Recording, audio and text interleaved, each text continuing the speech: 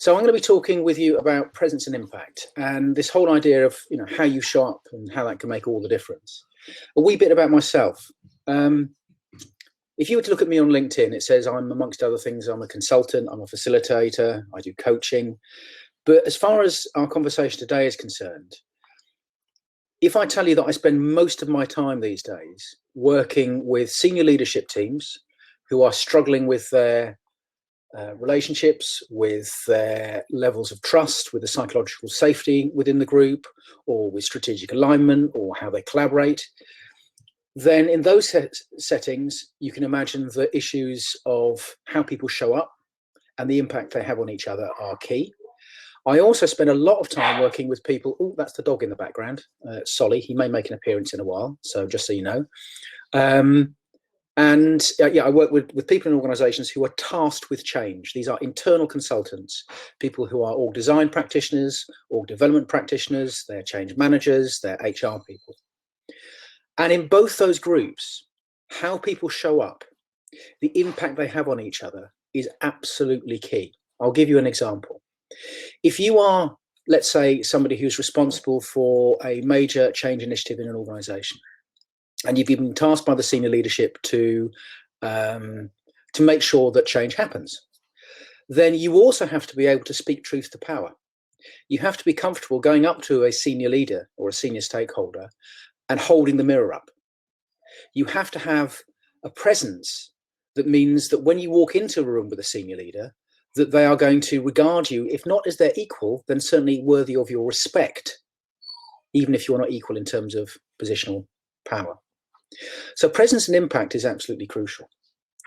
The other thing I kind of wanted to say was I was listening to Lydia's talk, or as much as I could of it before we started, and I was actually quite moved because, I'm 54 now. I went to Warwick University the best part of 30 years ago, and I've kind of forgotten what it's like to be 18, 19, 20. I've forgotten some of the stuff that Lydia was talking about, and I made some notes. She said, amongst other things, how do you become yourself? All I wanted to do was fit in. Talking to new people was scary. And I remember that. And those are the kinds of things you might say when you turn up in an organization on your first day. I wanted to blend in and not be noticed. Well, how are you going to have an impact in an organization if you just blend in?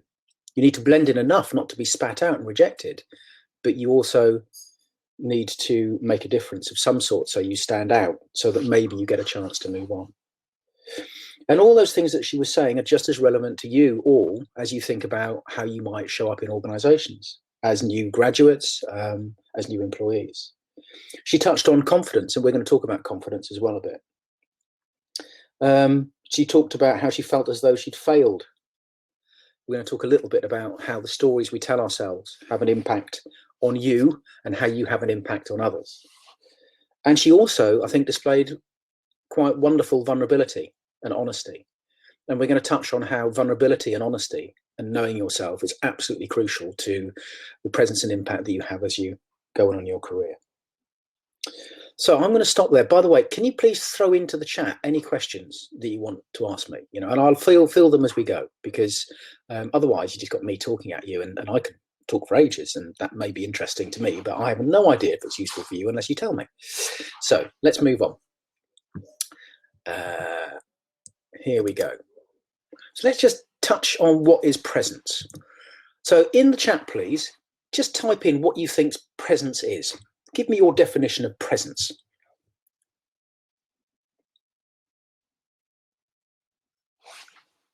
Thanks, Bethan.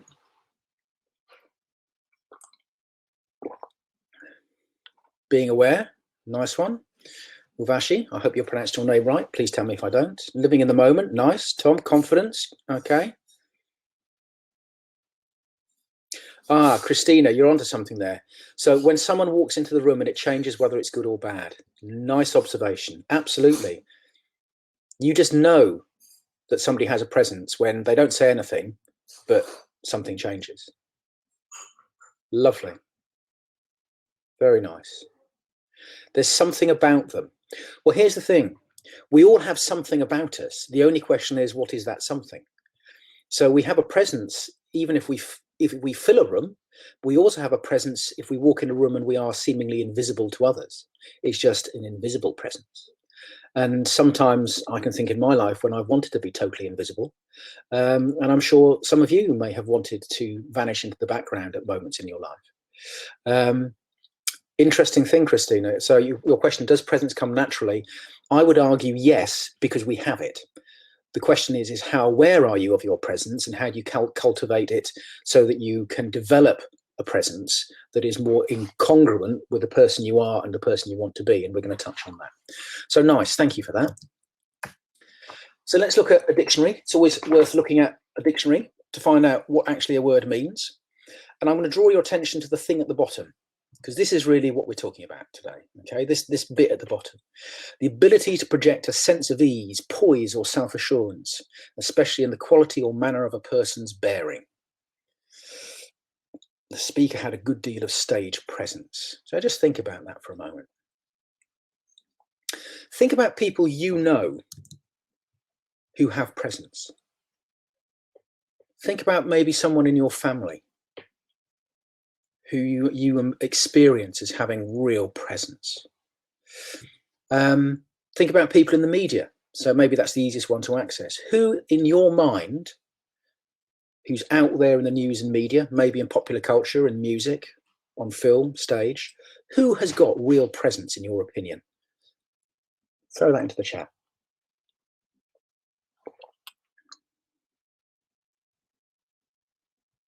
Who's got the ability to project this ease, poise, or self-assurance? Oh, Indra Nooyi.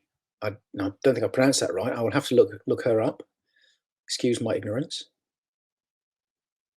Who's got presence? Oprah. I can go with that, Paola. Anyone else? Elon Musk. Yeah. I'd agree. All of those have presence. So I want you to hold in mind the images and the experiences you have of these people as you think about presence today, but also think about the people you know personally.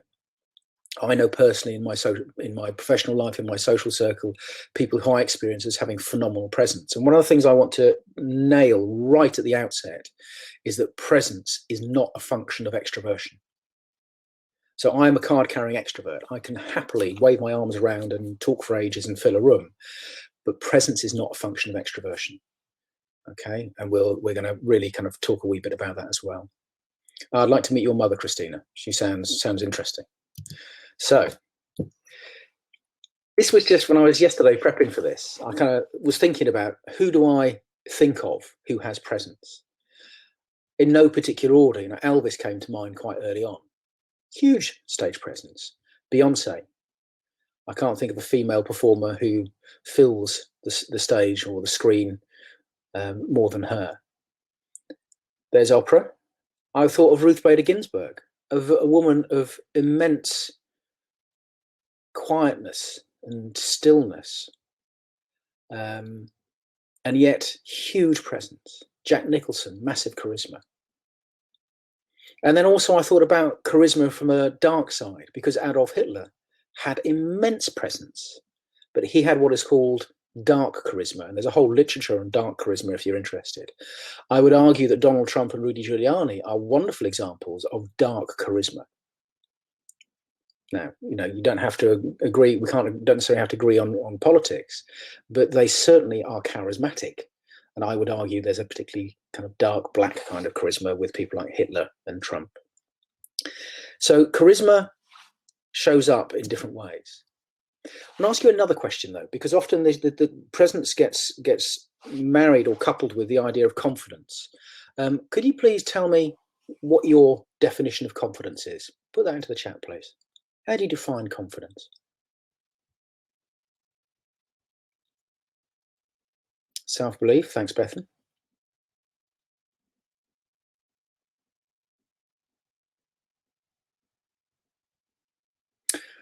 Know who I am and I have the courage to show it to others. Nice, Rachel. To be self-assured. Thank you. Self-assurance. Yeah. Certainty of oneself. Okay. Good. So a few years ago, I used to do work with groups of people who were on a program, having been often homeless. Well, they were all homeless, actually. They'd previously been homeless. They were in some form of transitionary accommodation. And many of them were going through or had been through drug and alcohol rehab. These were mostly men, because it's often men who are the ones who end up on the street. And part of the program we'd run with them, we talk about confidence. And one of the times I was running this program, as these guys were filling a flip chart with what you'd see, hear, or feel in somebody who had confidence, I noticed they were struggling. And so I decided to look up on my smartphone the definition of confidence. And here's the thing, we talk about it a lot, but I'm not, in my experience of people in organizations and my clients, most people are not clear on actually the key element about confidence that we're referring to when we talk about presence and impact and how we show up. If I'd asked those guys to fill a flip chart on what you see, hear, or feel and lacking in confidence, by the way, they could have filled up several pages. Okay. So when I looked it up, this is what shows up. And the key bit that I want to pull out here is this second one, because it's about belief in oneself, and it's about one's powers or abilities and your belief in that. It's about self-confidence, but that doesn't really help us anymore. Yes, self-reliance, that's useful. But the last one is the most interesting one to me, this idea of assurance. So my view of confidence is this. Confidence fundamentally is about surety. How sure am I that when I walk into my new placement, my new internship, my new job, that I'm going to be accepted? How sure am I when my new boss asks me to do something that I'm going to be able to meet his or her expectations? It doesn't mean absence of fear. It doesn't mean that you know everything. So in my work, I'm a lot more confident than I was even five years ago. I used to be really wary of conflict, even though I worked with groups that often were in conflict. My own relationship with my father, who was an alcoholic, that was my backstory that influenced how I showed up with people. But over time, I realized that actually I have surety in my ability as a facilitator and as a consultant. I know myself well enough. I know a fair amount, and I know I will get through it. Even if part of me is scared, a part of me is freaking out, another part of me knows that I'm able to do this work, and another part of me is totally on it. So I'd like you, if nothing else, to take away from today the idea that confidence is not about being a superwoman or a superman, that actually you can be sure of yourself and sure enough of yourself and still feel scared and still have self-doubt. They are not in opposition, okay? Because otherwise you set yourself up a really hard task. So let's get into some of the stuff, some of the practical stuff. One of the things in my work that I never offer is a guaranteed answer. I don't offer a nice, pretty present box with a little ribbon all tied up that says, here you go, everybody who's on this session, there's the answer to how you have presence and impact when you start out in your career.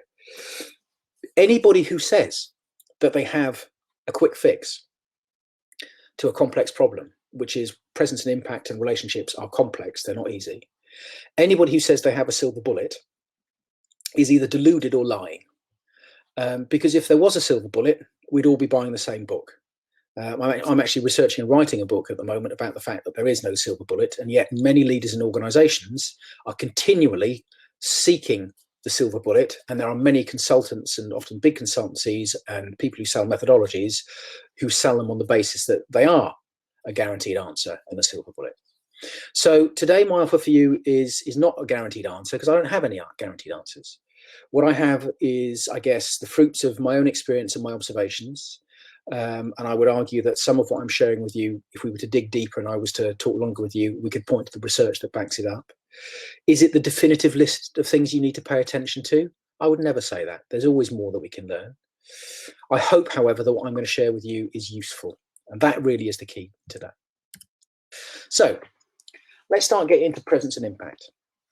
First thing off, when you go into your new workplace or your new context, and if we're talking about impact, it kind of helps if you're clear in your own mind about the impact you want to make, the impact you want to have. There's a difference between going in and having the intention of getting to know people first, finding out the lie of the land, making some friends and making contacts, as opposed to going in with the intention of, I'm going to become CEO next week. I'm kind of exaggerating a bit, but of having an intention which then is going to influence how you show up and the impact you have in a way that is potentially going to be disproportionate to the context and what may be acceptable. So having an intention and being clear about what your intention is useful. There is, by the way, no right answer to this. You have to judge that based on yourself, your career plans, who you are, what you want out of that particular placement or job you're going into. But be clear about the impact that you want to have. The second thing is, as we now get into the meat of presence, there's a really interesting thing here about self-perception. How accurate is your perception of yourself? So here we have a lovely gentleman who's maybe seeing himself as a lot younger than he is. You could argue that the people that we see in the news and in popular culture who have the biggest gap between self-perception and maybe the reality of how others experience them are the ones who sometimes are possibly a little bit more narcissistic. And my own example of that would be actually, again, Donald Trump.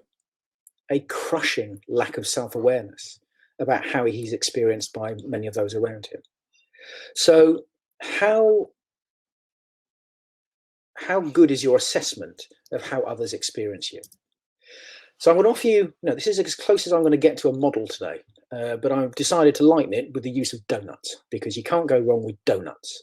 I've also added a cookie monster, because cookie monsters are more actually interesting than small pictures of human beings. So the idea here is that in the middle is you, where the cookie monster is. And that inner circle of the donut, just by Cookie Monster's hand, is how you imagine and how you want others to experience you. The outer ring of the donut is how others actually experience you. And the bigger that gap, and as you move across the right-hand side, that gap where you have a very tight middle and you have a massive gap between how you want and imagine others to experience you and how they actually do, that is where the problem occurs. Okay? If you have such low self-awareness that you are not clear on how others are experiencing you, then you're probably going to not have your expectations met in terms of what it is you're setting out to do, because there's such a mismatch. So that then raises the question around, how do you make that gap between the inner and outer circles of the donut as narrow as possible? To be clear, for them to totally overlap, to have the world's thinnest donut ring is probably going to be tricky. But to actually narrow that gap so that there's not a huge lack of self-awareness is really important. That raises the question of how you do that. And ultimately, the only way that I know of that you can really narrow the gap between your self-narrative and the story you tell yourself about how you think you're experienced and how you actually are is you have to ask other people. You have to ask for observations and others' experiences of you.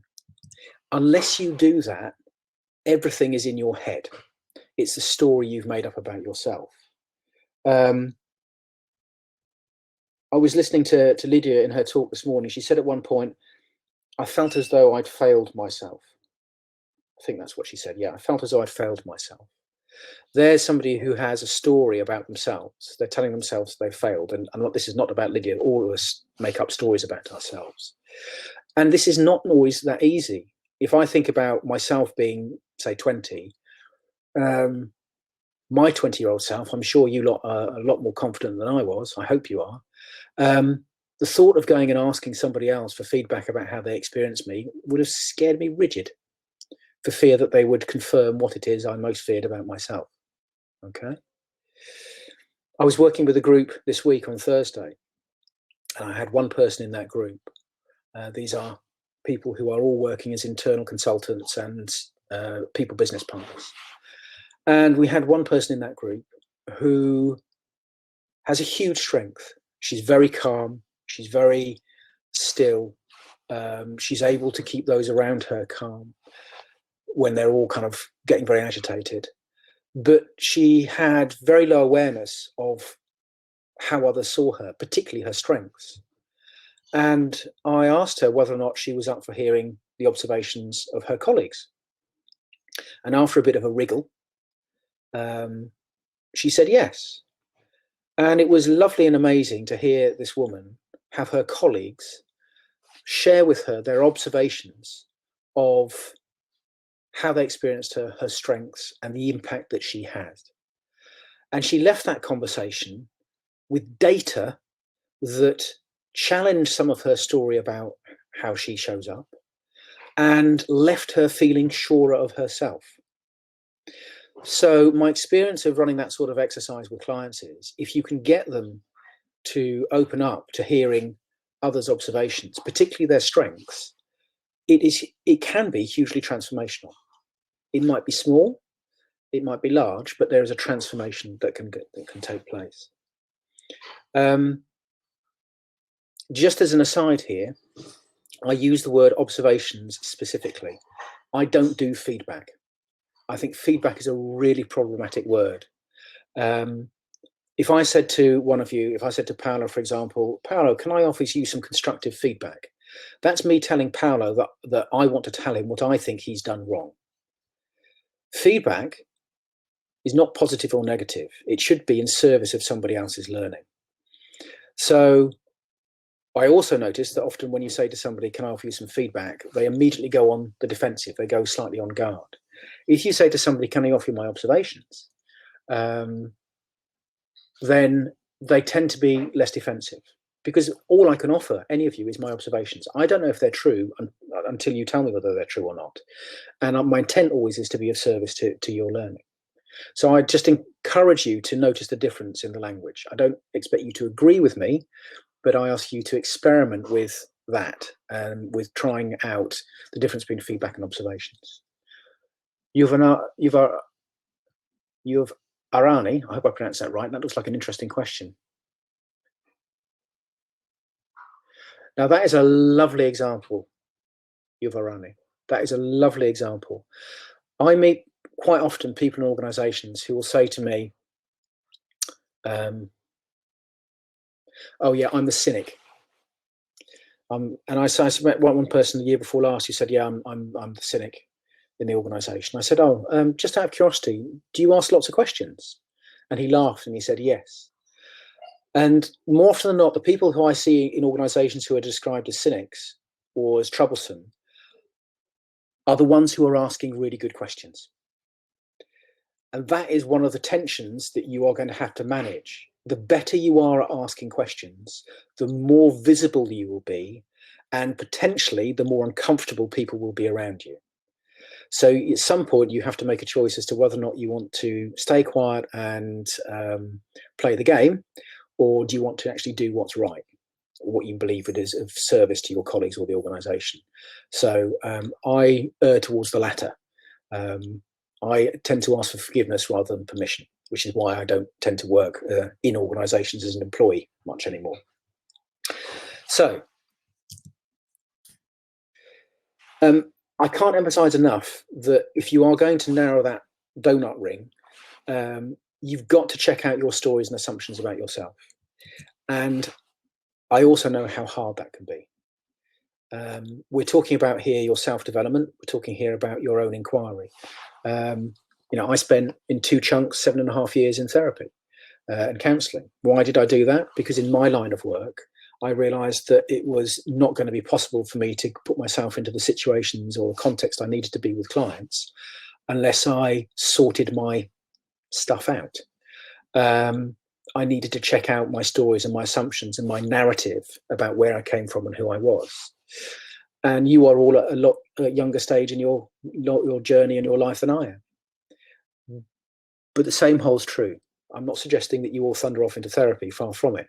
What I am suggesting is notice how your assumptions and stories about yourself, if you leave them unchecked out, will bend you out of shape and influence your behaviour.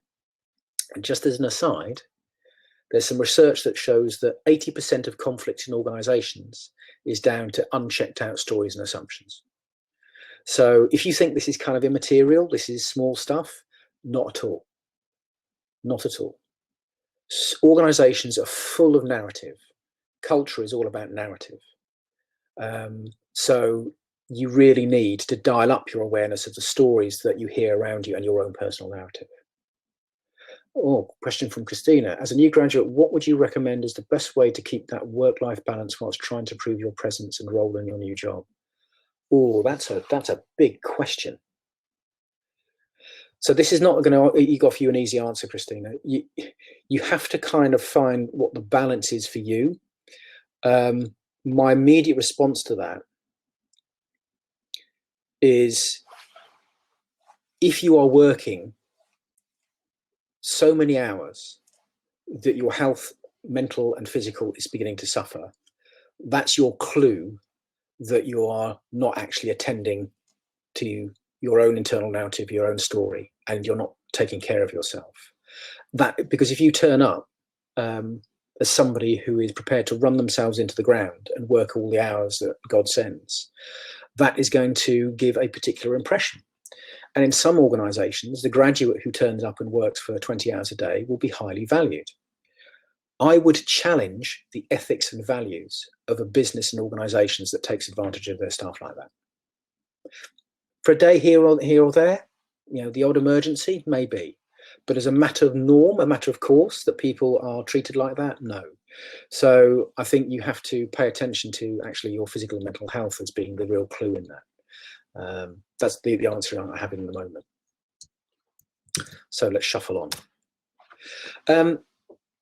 And I guess what I'm driving at here is you have to understand and know yourself. That is not something that happens overnight. That's something that you do as you develop. I think Lydia was a wonderful example in her talk, for those of you who saw that, of somebody who basically was going through an experience where instead of just reacting all the time, there was quite a bit of reaction there, but I heard her choicefully responding, and there was some sense making she was doing and some deepening of her understanding of herself, and she was making new choices. So linking this back to presence and impact, the more you understand and know yourself, the more likely it is you will be intentional about your behavior and how you show up. The more likely it is you're going to have something close to the impact you're hoping to have. So you need to find your own route into that. How you understand and know yourself is a very personal thing. And, we can have a more of a conversation about that now, or as a number of you already have done, connected with me on LinkedIn. I'm always happy to share my thoughts further on that. But it's not a simple question. It's quite a philosophical question. And those of you who have faith and have a spiritual practice will probably be more aware of that in some respects than those of us who don't. It's a fundamental question for us as human beings, I think, sometimes.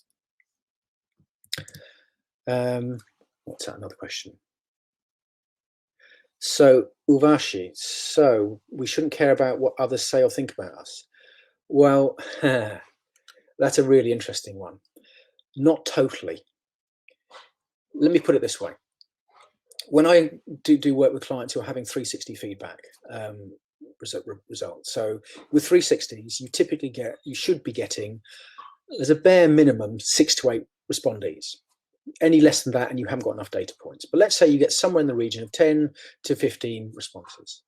I had a client recently, an MD of of a technology company, and she did a 360.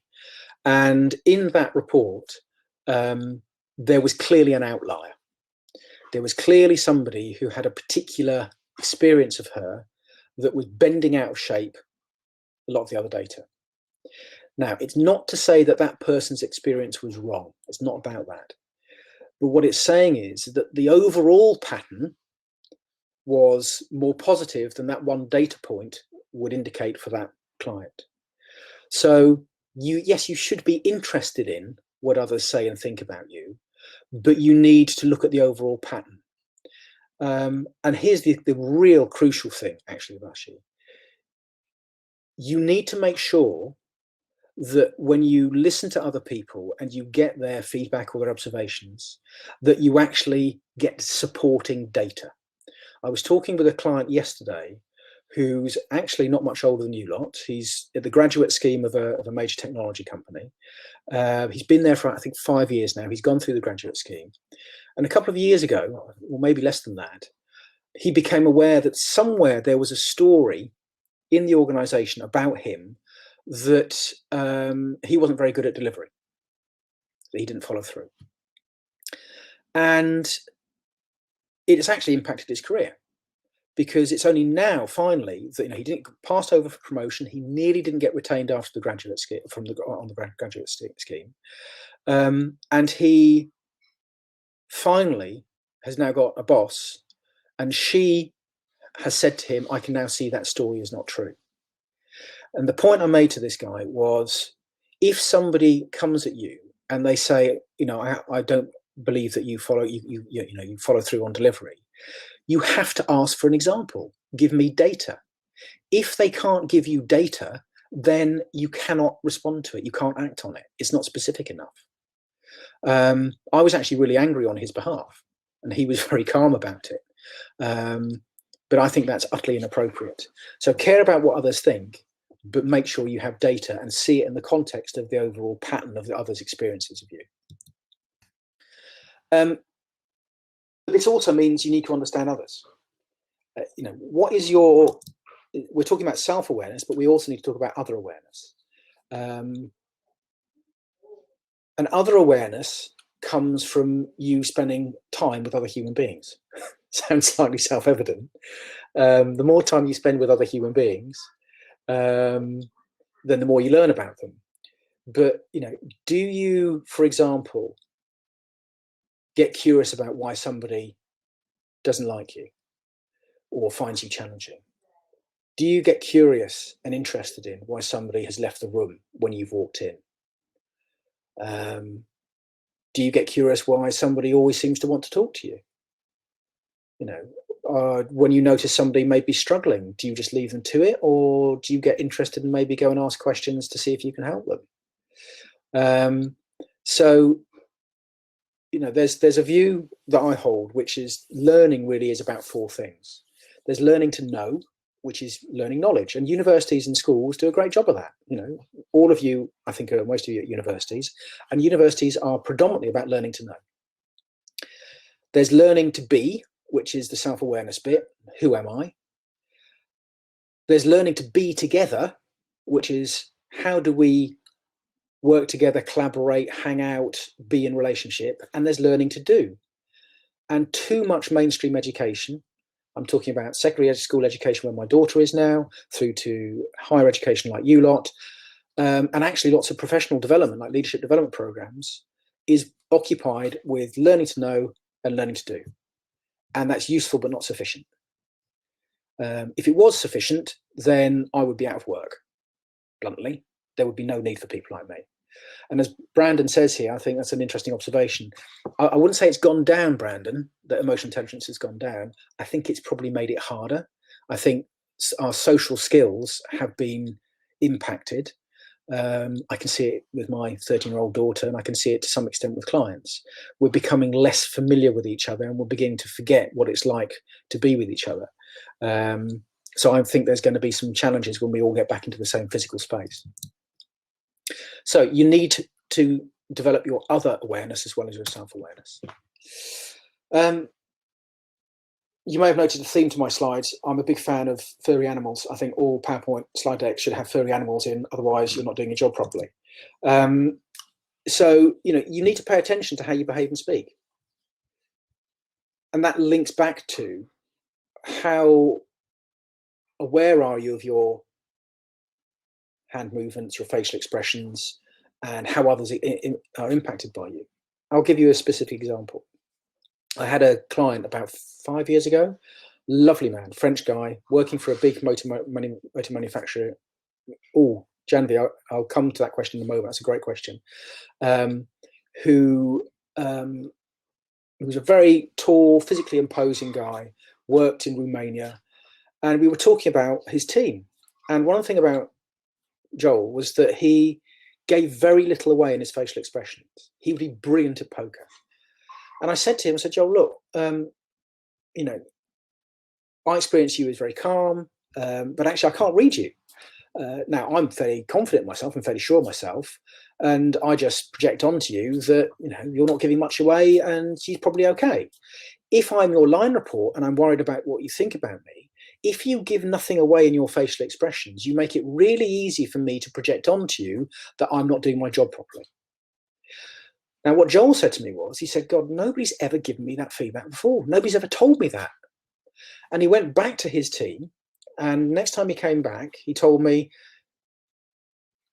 I've changed some stuff. And I said, what did you do? He said, well, I'm never going to be really expressive. It's not about me suddenly smiling like a lunatic, like a monkey here. But what he started to do was to tell his staff, his team, some of what he was thinking. He would actually voice his thoughts and give them some sense of what was going on for him. So they had some data and they didn't then need to fill in the gaps.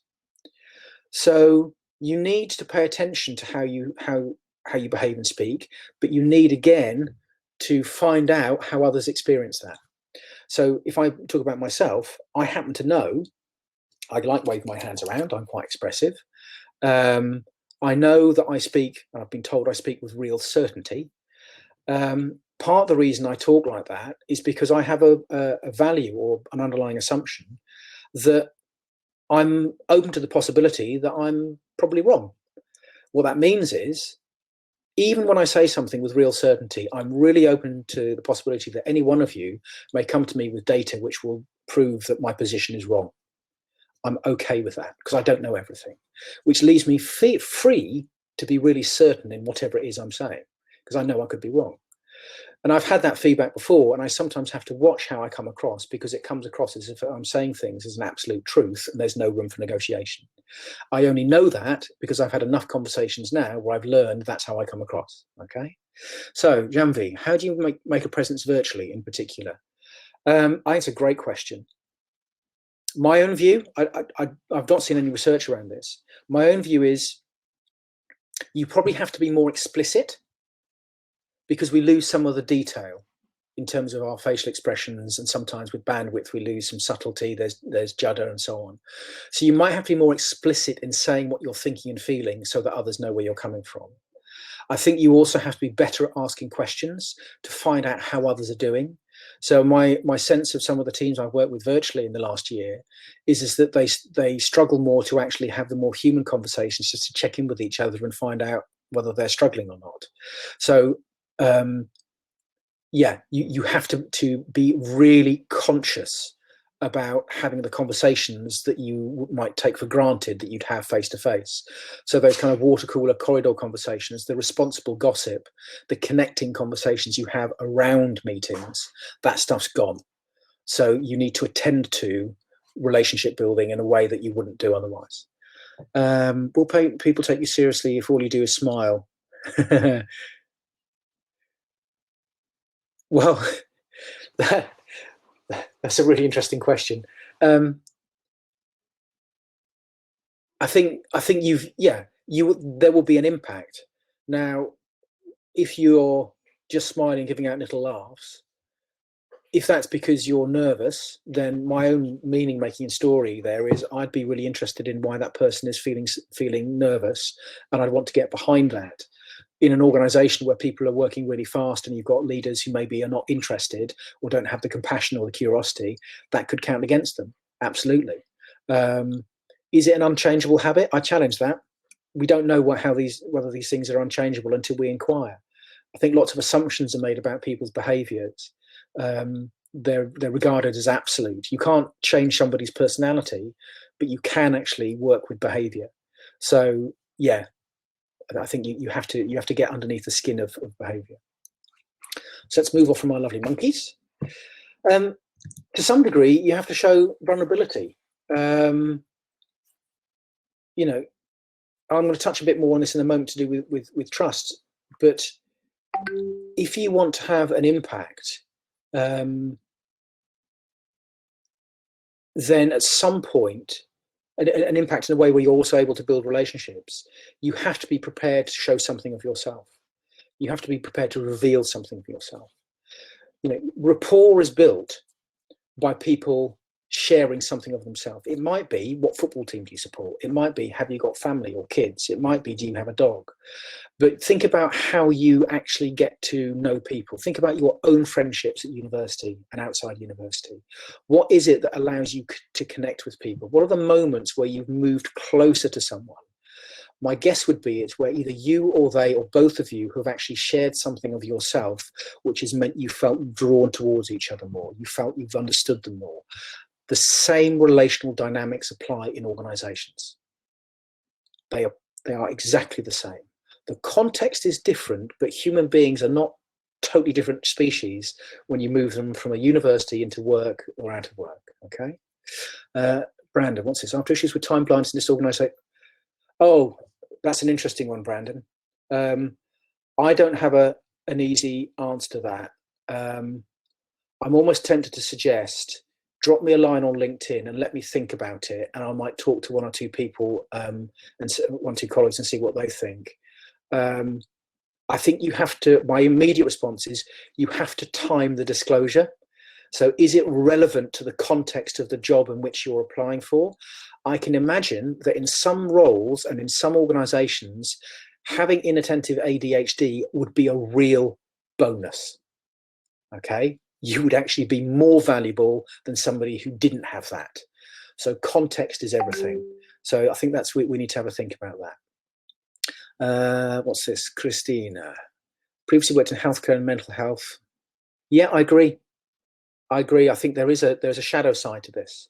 So yes, and there's a lot of rhetoric talked about mental health and mental well-being and a need for openness. There's a difference between what people say and what they do. If any of you are interested, there was a post I put on LinkedIn, I think last week, about how pregnant women have been adversely discriminated against during lockdown. And there's one comment in the article about some firms, not named, who have got women to sign NDAs, having got rid of them because they're pregnant, at the same time publicly talking about their work in terms of gender rights and anti-sexism. So there's a shadow side in all of this. Is this the same in all industries? It varies, Christina. It varies depending on the industry and depending on the context. Take the NHS. I work with a number of NHS organisations. Some of them are highly functional, you know, really forward thinking. You've got great cultures. You can tell that people there feel valued and cared for. You go to another NHS organisation and they are the antithesis of that, okay? So it's context dependent. Let's move on from our dog. So let's just touch briefly on trust, because if you think about presence and impact, you know, why is it you want to have impact? Well, you want to have impact because you want to get on. You want to be accepted into the organisation. You want to move on in your career. You want to learn, I assume. You want to pay the bills. You know, it's all very necessary stuff. But key to that is how you build trust. Now, this is one model of trust. There are others out there. It's not the only one, but this one I find quite useful. And it relates to what we're talking about in terms of presence and impact, because it says trustworthiness, the extent to which I trust you, is a function of credibility. So do you believe that I'm credible in what it is you are asking me to do? So let's say I'm a new graduate. Am I credible as a graduate trainee, and do you believe as my employer that I can actually do the work, let's say in a marketing function I've been asked to do? Plus reliability. Or do I actually do it? Am I reliable in when you give me stuff? The third one is intimacy, which links to vulnerability.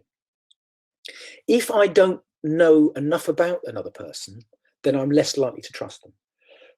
If we as human beings don't know much about another person, then we are quite naturally more on our guard. And just to be really clear, the research behind this shows that of those three factors at the top, the most important one is intimacy. Okay, it's not credibility, it's not reliability. Yes, they are important, but they are less important than intimacy. So your ability to reveal enough of yourself. This is not about you being an extrovert like me. I'm happy to answer any question. I'm an extrovert. You might be more introverted and not comfortable revealing much about yourself, but you still need to be able to reveal enough of yourself so that your new colleagues have a sense of who you are as a human being. And the bit at the bottom, all of that is immaterial if you are self-orientated to the extent that you care about yourself more than anything else. Okay. The key point from our conversation today about presence and impact is you need to build intimacy. Any of you who want to get into consulting, I've spent a lot of time consulting and working with consultants who are either in or have worked in big consulting firms. If you want to do anything that is described as consulting, you have to be able to do entry and contracting with clients. You can't do entry and contracting unless you are able to build some degree of intimacy with your clients. So any of you want to get into consulting, this is key. You can't do it without it. Okay.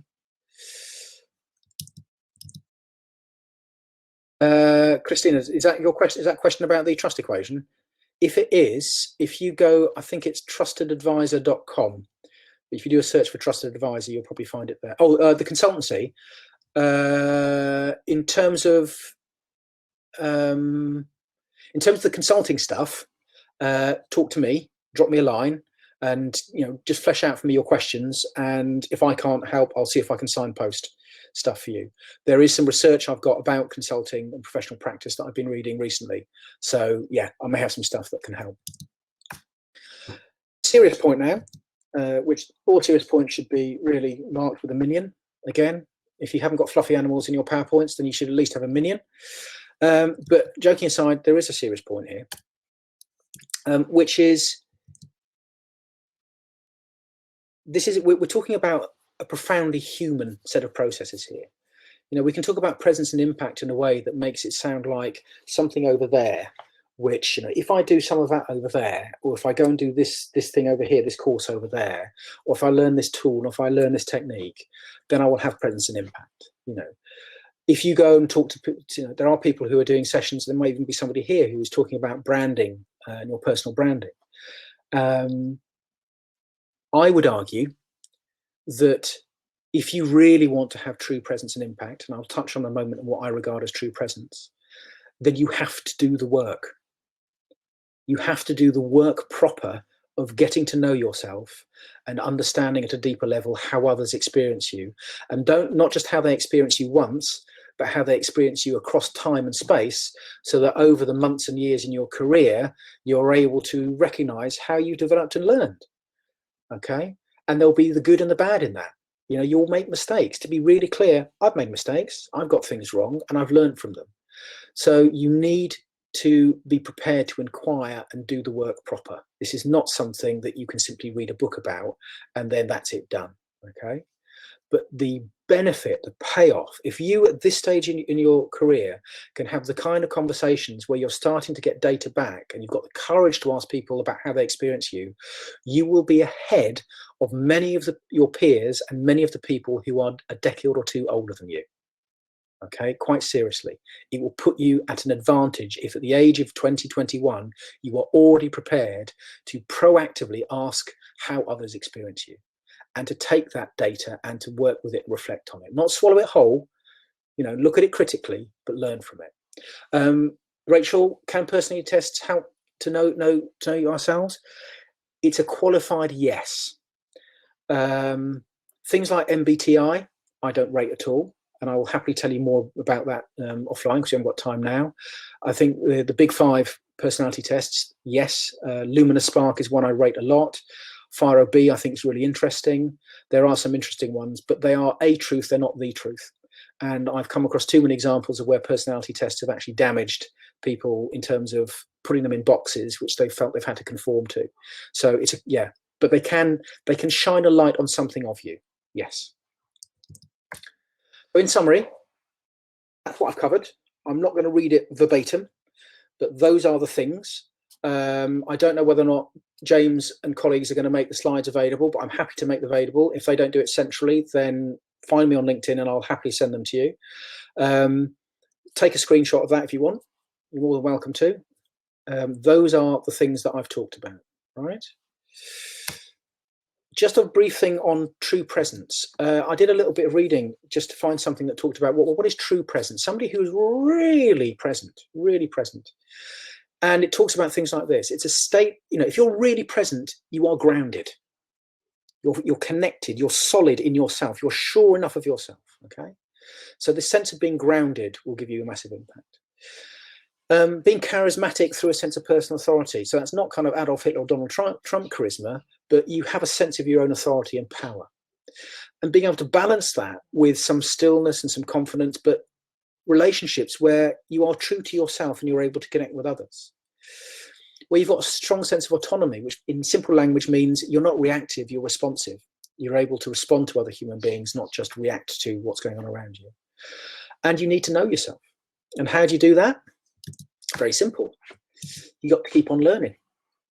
Like the fledgling owl that is learning to fly, and I'm still a fledgling owl at age 54, you need to keep learning, okay? You don't stop when you're 54. I'm still learning, and I will keep learning till the day I die, okay? So that's it. That's what I'm going to leave you with, a fledgling owl. I hope that you found that useful. And for the last few minutes, I'm happy to chat or find me. How often after starting a role? Ooh.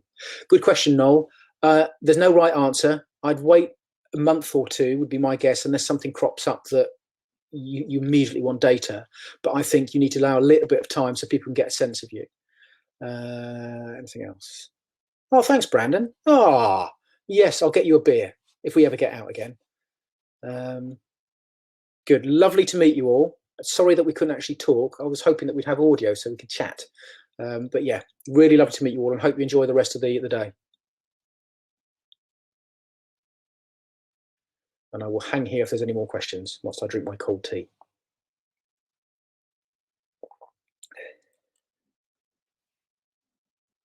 And you, Rachel. Thanks, Bethan. Go well. Thanks, Neve. See you, Janvi. If I mispronounced any of your names, I'm really sorry. That's one of the downsides of virtual stuff.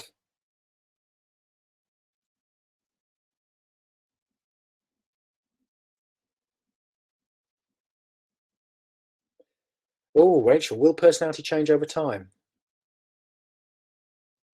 Now you're into a deeply philosophical question. I don't have an easy answer, and I think there are people, there are philosophers who would argue from both sides of that. I think there's my own guess. I think there's probably an essence in us. There's a kind of an essential personality that we have when we're born, but so much of how we then sharpen the world is a function of our family life, our upbringing, and our early experiences of authority figures. So I'm not sure our personality, the core, the real core changes, but lots of the wrappers and the wrapping and the layers of the onion, they can change. That's my guess.